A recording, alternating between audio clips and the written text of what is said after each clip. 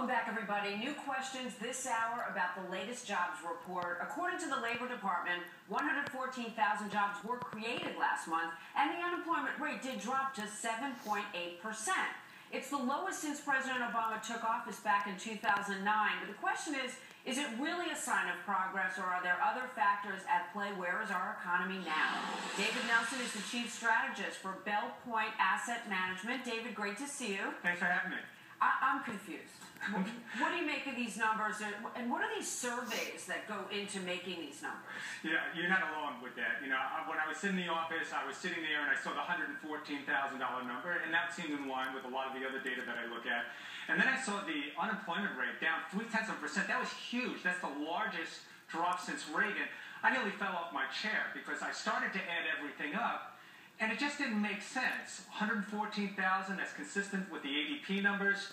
The fact that we have a struggling economy, we're barely, in positive territory on GDP, a measure of the economy. Add to the fact that 114,000 is barely enough to even keep up with the birth rate. I started scratching my head, so I understand the confusion out there. So let me take it out of economic lingo for folks. Okay. I tried to make it so that everybody can participate and understand. And it sounds to me like what you're saying when you say the GDP. We're not producing more. Certainly hundreds of thousands of manufacturing jobs are gone, which is something our country was previously known for. A lot of people are on the sidelines, doing less, making less, even giving up totally. So what does the number actually reflect? How do they come up with that number? It's interesting. When you look at the process, you start to see that, possibly there's a flaw here. And what you're looking at is a survey. In fact, that's exactly what it is. It's the household survey. And the sample size is very low. So they pick up the phone and call people? That's exactly right. You're home, right. are you working? They pick up the phone, they call people. It's very inaccurate. It's a very volatile number. And I have to point out that even economists on both sides of the aisle will point to the fact that they rely on the payroll number. That's a fairly accurate number. It is consistent with other data that we look at.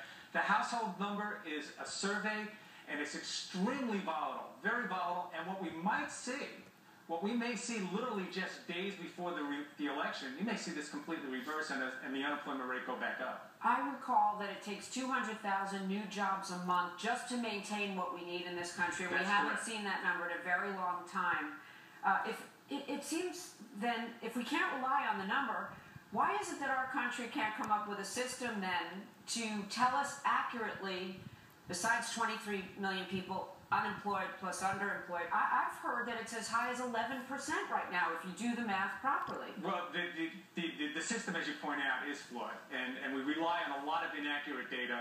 I have to rely on the payroll numbers. They're fairly accurate. They seem to, over time, match up with, in the private sector, with ADP reports, automatic data processing. And that seems to be a more accurate number, a better reflection of the economy. The household number, politicians will certainly focus on that.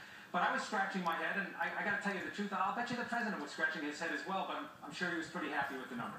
Yeah, I was thinking if it's interpreted just on paper, probably jumping for joy, just that it went down, because it hasn't in so long. I guess my question for you is then, if it's a variable and we really don't know what it is, would you define this as a recovery? I can't define it as a recovery. We're still, we're barely, we're hovering at close to stall speed. And that's where we remain right now. And we're approaching the fiscal cliff. And I know a lot of employers, including myself, we're not hiring anybody until we see how the election pans out, because I want to have some kind of clarity on taxes and what we're going to do about this impending potential disaster that we're going to see in January. Not the most optimistic view, but thanks for your honesty. David, we appreciate your insight on this. It's so important. Thank you. Thank you, Jamie. Kelly. Well, coming up...